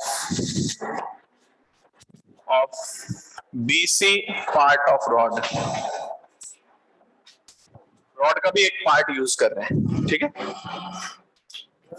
ये बी और सी, आधा रॉड का मोमेंटम पूछ रहा हूं मैं आपसे, राइट हाफ का, ठीक है। देखते हैं कैसे करेंगे। मुझे बताइए कुछ कॉन्सेप्ट याद आ रहा है? कि अगर ऐसे आप मोमेंटम निकालने के लिए कहें तो यहां से x डिस्टेंस पे जाके ओमेगा x वेलोसिटी लिख के फिर करेंगे तो इंटीग्रेट करना पड़ेगा, तो बहुत टिपिकल है। अच्छा बहुत ज्यादा नहीं भी है, क्योंकि इंटीग्रेशन यहाँ बहुत ज्यादा टफ नहीं भी है। तो इधर देखो, मुझे इसका क्या चाहिए? मोमेंटम चाहिए, तो मुझे पता है कि momentum is the total mass of this system. अच्छा अब इधर देखो, सिस्टम देखना सीखो। जब मैं रॉड की बात कर रहा हूं तो मेरा रॉड एक सिस्टम है, जब मैं आधे रॉड की बात करूंगा तो मेरा सिस्टम है, तो मैं आधे रॉड की बात करूंगा तो मेरा जो फर्स्ट पार्ट है, फर्स्ट पार्ट के करस्पॉन्डिंग ये मेरा रॉड है, तो रॉड इज माय सिस्टम। ये ओमेगा है, इसका मास m, लेंथ l। कितने लोगों को दिख रहा है कि रॉड का सेंटर ऑफ मास उसका ज्योमेट्रिक मिड पॉइंट होगा? If rod is rotating then definitely center of mass is also rotating, so you know the motion of center of mass, so you know its velocity in this direction। center of mass की velocity omega l by 2 है, ये complete rod की है, and its direction is downward, तो ये आपका I cap है और ये ऊपर J cap है। तो that means the momentum of rod that is equals to, आपको पता है concept is the m total into VCM vector. तो चलो ऐसा करते हैं, पहले मैग्नीट्यूड लिख दें, पहले मैग्नीट्यूड लिख रहा हूं, फिर मैं वेक्टर बना दूंगा इसको। What is its magnitude? Total mass is m and omega L/2। सोचो एक लाइन में आ गया। और इस डायग्राम के करस्पॉन्डिंग क्या VCM माइनस J कैप में अभी, तो that means momentum vector of the rod in this situation is m omega L/2 minus J cap. This is the momentum of the rod. समझ में आया क्या? मैंने सारी बातें सिखा दी है, तो आपको रियलाइज होना चाहिए कि क्या फायदा हुआ है। अभी मैं इससे एक टफ क्वेश्चन लिखूंगा, वहां आपको और रियलाइजेशन होगा कि कितना खतरनाक होता मोमेंटम लिखना। अभी तो फिर भी आप कह दोगे कि सर ठीक है, dm ओमेगा x, dm को लैम्डा dx लिख के इंटीग्रेट मार देंगे, आ जाएगा, क्योंकि सबका डायरेक्शन एक ही है ना, तो इसलिए इंटीग्रेशन टफ नहीं है क्योंकि वेक्टर सभी एक ही डायरेक्शन में। बट अभी एक क्वेश्चन और करेंगे, पहले ये देखो इसका second part, the momentum of BC part. देखिए एक minute, what is your considered part? BC। तो पहले एक मिनट ये रॉड बनाते हैं, बट मेरा सिस्टम रॉड है ही नहीं। मेरा सिस्टम तो ये मिड पॉइंट B और एंड पॉइंट C है। तो मैं पहले अपने सिस्टम को देखना शुरू करूं पहले तो याद रखना सिस्टम का मतलब ये आपका कंसिडर्ड पार्ट है, आपको इसका मोमेंटम चाहिए, तो फिर सिर्फ इसके बारे में बात करो। मुझे बताइए सबसे पहली बात, what is your mass of this system? m dash is m by l into l by 2, क्योंकि यूनिफॉर्म है ना, इसका मास m by 2। मान लो मैंने 3/4 कहा होता तो उसका आता। चलिए अब मुझे इसके सेंटर ऑफ मास की वेलोसिटी चाहिए, तो इसका, ये भी तो एक रॉड है सिस्टम, इस रॉड का सेंटर ऑफ मास इसका मिड पॉइंट, तो ये टोटल लेंथ है l/4 और ये भी l/4। तो मुझे बताइए इसका सेंटर, जो सेंटर ऑफ मास है वो सेंटर से कितनी दूरी पर है? R equals to L/2 plus L/4. That is how much? 3L/4.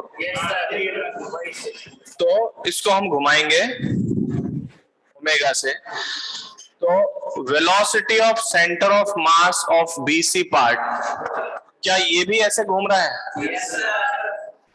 ध्यान से देखना, you know the motion of centre of mass, rod घूम रहा है तो साथ साथ सेंटर ऑफ मास भी घूमेगा, तो its velocity of BC part is downward direction and omega into small r कितना? 3L/4। तो इधर देखिए मोमेंटम ऑफ BC पार्ट, इसका मैग्नीट्यूड कितना? फॉर्मूला है पहले तो m टोटल इंटू VCM का मैग्नीट्यूड। आप चाहो तो वेक्टर डायरेक्ट भी लिख सकते हो, दिख रहा है माइनस J कैप में, ठीक है, आपके चॉइस है। तो momentum of BC part of rod, इसका मैग्नीट्यूड कितना है? तो m total is m/2 and into omega into r, omega into r। तो momentum of BC part that is equals to m/2 into omega 3L/4। 3L/4। कोई doubt हो तो पूछ लेना। And its magnitude is 3/8 omega l। आधे का इतना है मोमेंटम, समझ रहे हो? और इफ इन वेक्टर फॉर्म कितना? 3/8 m omega l minus J। समझ गए? कोई खास बात नहीं है, कोई डाउट है क्या इधर? हाँ बेटा, मैंने कोई वेलोसिटी क्या लिखा है? Always equal to the velocity of system और नॉट। बेटा मैं वेलोसिटी ऑफ सिस्टम मैंने कोई शब्द नहीं पढ़ाया अभी तक, नहीं, मुझे समझ लेने दो। उसने पूछा है कि sir velocity of centre of mass was always equal to the velocity of system और not. Velocity of system technically कुछ होता नहीं है, क्योंकि अगर मैं आपको 50 पार्टिकल दे दूं तो मैं सिस्टम की वेलोसिटी पूछ रहा हूं, उसका कोई मीनिंग नहीं है। सिस्टम के सेंटर ऑफ मास की वेलोसिटी पूछी जाएगी आपसे, वरना सिस्टम में तो सभी हैं, सबका अलग अलग पूछो या तो सिस्टम का होगा। अरे तो जोड़ के बता रहे हैं ना, m1v1 वेक्टर प्लस m2v2 बता रहे हैं ना, जोड़ के सबको, फिर अकेले का थोड़ी बता रहे हैं। ये समझ में आ गया? अच्छा अगर आप इसको m omega x into dx से करते तो इस पार्ट को निकालने के लिए इंटीग्रेशन की लिमिट लगती है L/2 से L।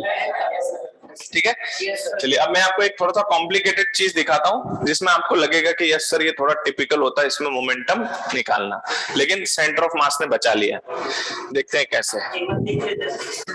ये लिखना तो है ही ना, लिखो लिखो, समझ में आ रहा है क्या?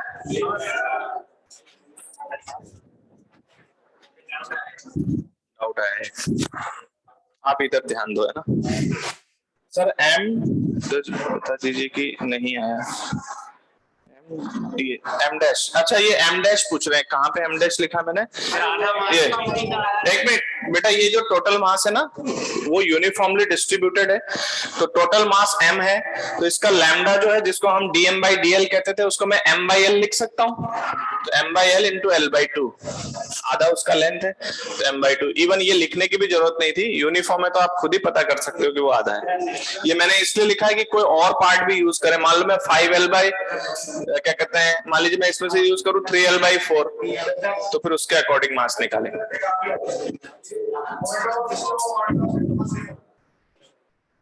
यार तुम लोग क्यों उसको ऐसे उड़ा रहे हो? देखो मैं आपको बताता हूँ, सुनो। पहली बात, अरे एक मिनट बात नहीं करो, उसने एक सवाल पूछा है, कहीं पे अगर पूछ ले तो वो सेम ही होगा, आपके सवाल का जवाब है, लेकिन टेक्निकली सेंटर ऑफ मास पे कुछ है नहीं। तो हम ये बोले ना कि सिस्टम का मोमेंटम ऐसे भी इसके बराबर आ सकता है, तो अब आप बोलना चाहो तो बोल दो, कोई दिक्कत नहीं है कि सर सेंटर ऑफ मास का जितना मोमेंटम है उतना ही सिस्टम का भी होगा, वो बात सही है, ठीक है कह सकते हैं अगर आप कहना चाहो, लेकिन बेसिक मतलब क्या है कि टोटल मास से वीसीएम को मल्टीप्लाई करने पे सिस्टम का मोमेंटम आ जाता है। एक्चुअल में वहां कोई है ही नहीं, समझ गए? लेकिन कहीं पूछा हो तो आप लिख देना, कोई दिक्कत नहीं है वहां पे। और कई बार मैं भी वो बोल सकता हूँ कि देखो सिस्टम का मोमेंटम कितना होगा जितना सेंटर ऑफ मास का है, समझ गए? लेकिन मैंने आपको कैसे बताया, मैंने ये बताया कि सिस्टम का momentum total mass into VCM करने से भी आ जाएगा, जबकि वहां पे कुछ है नहीं। लेकिन ऐसा लग रहा है कि जैसे सिस्टम का सारा मास सेंटर ऑफ मास पे रखा हुआ है और वो वीसीएम से चल रहा है। Okay, next problem.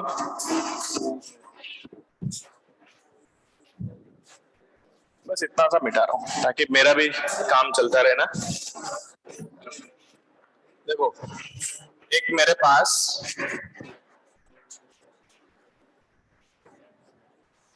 Uniform semi circular ring है, क्या है ये? यूनिफॉर्म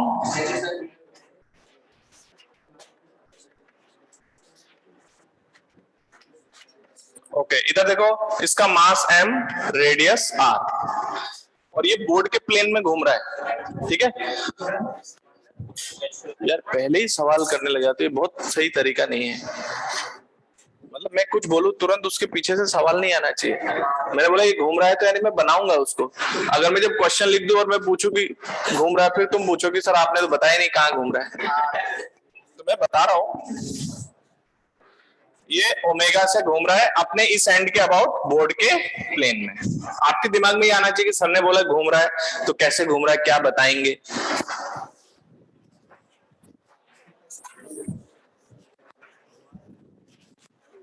इधर देखो, अब ये थोड़ा सा कॉम्प्लिकेटेड है।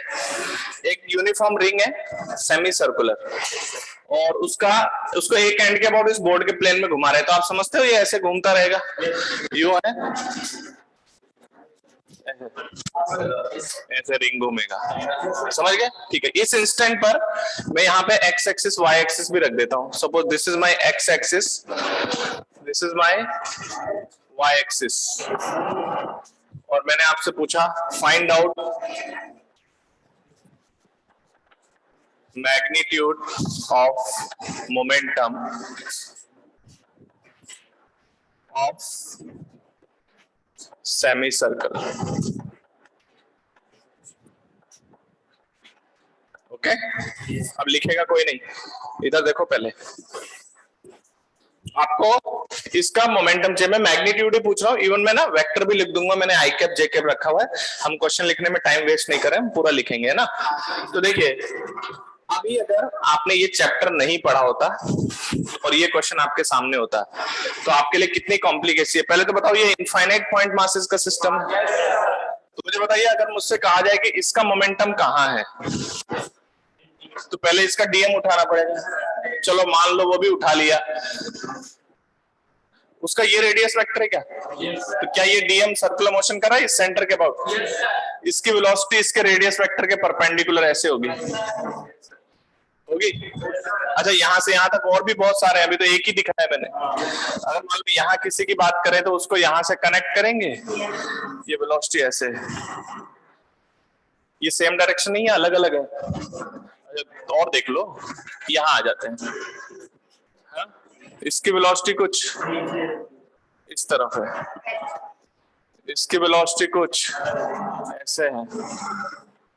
क्या आपको समझ में आ रहा है? एक तो सबकी वेलोसिटी का वेक्टर ही चक्कर खा रहा है। तो momentum is a vector quantity, तो सबका मोमेंटम लिखोगे तो पहले वेक्टर लिखना पड़ेगा, और उसके वेक्टर एक डायरेक्शन में और दूसरे डायरेक्शन में फिर सारा वेक्टर एडिशन होगा, तब जाके कहीं सिस्टम का मोमेंटम आएगा। एक तो डीएम मानना पड़ेगा, हर पॉइंट की अलग अलग वेलोसिटी देखनी पड़ेगी, और पिछले रॉड की तरह, रॉड में तो सबका ओमेगा एक्स एक ही डायरेक्शन में था, लेकिन यहाँ सबका ओमेगा आर अलग अलग डायरेक्शन में है, तो डेफिनेटली वो तो बहुत खतरनाक हो जाएगा।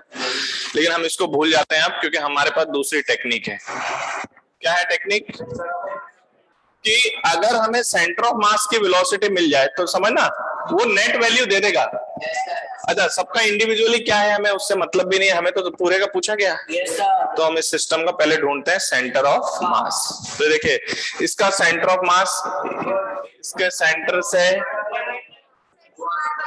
2r by pi ऊपर, तो this is the location of centre of mass and it is at a height 2r by pi। चलो ये बात समझ में आ गई? ठीक है, एक मिनट में इसको इधर लिख देता हूँ, है ना।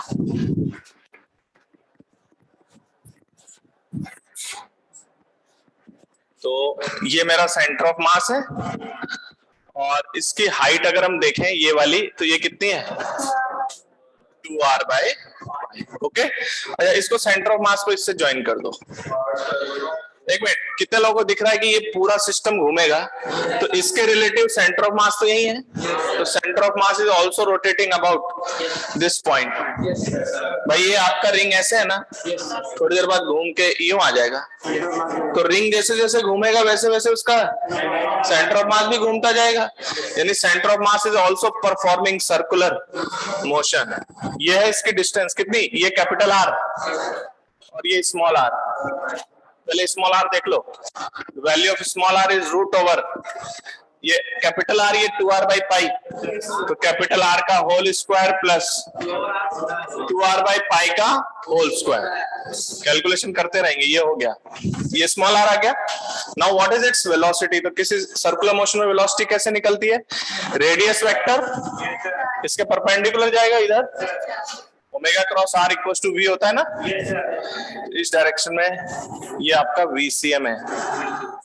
ध्यान से देखो, दिस इज द VCM, ये मैग्नीट्यूड है, और ये जो एरो दिख रहा है वो डायरेक्शन।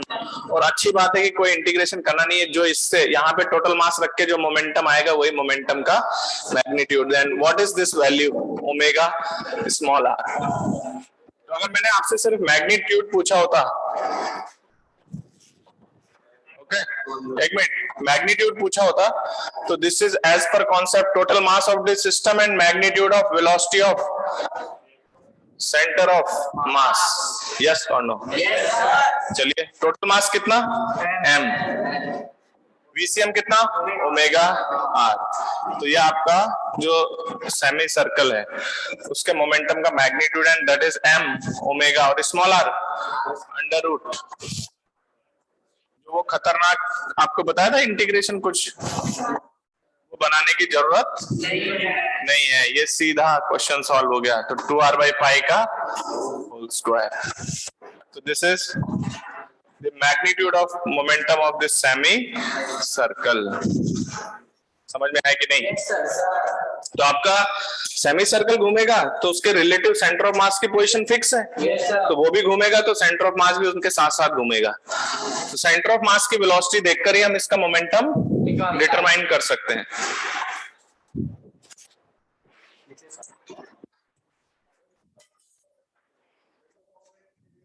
बस वो एंगल निकाल के -i+j में आ जाएगा अभी, जैसा मैंने डायग्राम दिखा रखा है। ठीक है क्या? अभी मैं उसको रिजॉल्व करता हूँ। पहले ये चीज समझ में आ गई कि नहीं? अभी इसको वेक्टर में रिजॉल्व कर देता हूँ। तो ये थीटा इधर देखो, ऐसे करता हूं मैं सॉल्व। चलो साथ के साथ पहले वेक्टर भी निकाल देते हैं। मैंने इसको थीटा मान लिया, ये थीटा है तो ये 90 होगा, ये तो 90 है, मतलब ये थीटा है, ये 90 है, तो ये 90 माइनस थीटा, तो ये थीटा, तो ये थीटा है। अगर आपको किसी को वेक्टर फॉर्म में चाहिए तो इधर वीसीएम का कंपोनेंट है वीसीएम कॉस थीटा, और राइट साइड में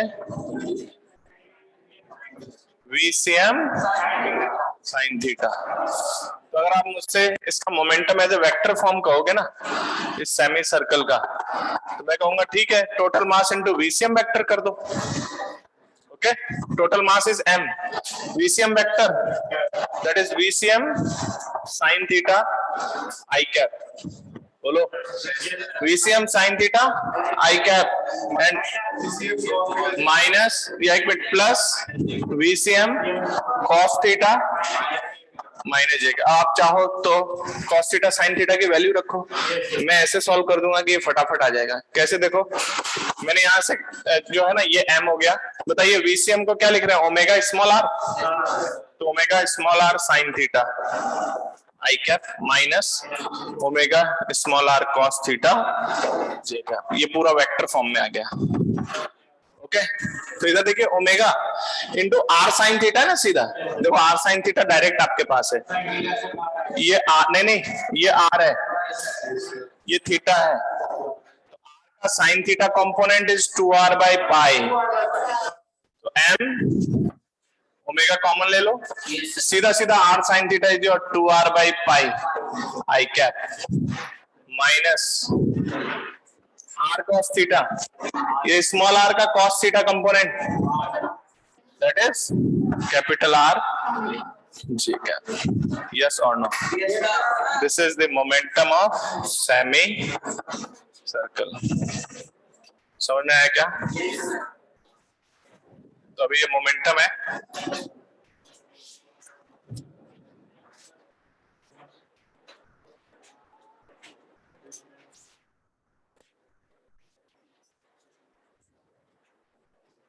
अभी हमने VCM और मोमेंटम वाला एप्लीकेशन देखा है।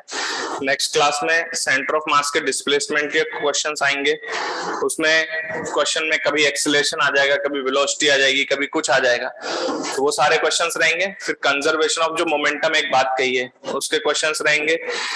सेंटर ऑफ मास का एक्सीलरेशन से हमें क्या क्या फायदे मिल सकते हैं सॉल्व करने में, उसके क्वेश्चन। तो अभी अब आगे आपका लगातार क्वेश्चन चलेगा, ठीक है क्या? तो अभी नेक्स्ट क्लास के लिए वो DPP आपका एज अ होमवर्क है। ओके, और ऐसा करो, ऐसा करते हैं नेक्स्ट क्लास में 7 क्वेश्चन रखते हैं, या पूरा कर लोगे? ठीक है, कोई बात नहीं, आप पूरा कर लेना। पहले हम लोग थ्योरी पढ़ेंगे, फिर लास्ट में डिस्कस कर लेंगे। ओके, ताकि जो हमने चीजें पढ़ी है उनको पूरा यूटिलाइज भी कर लें। Okay, thank you for today.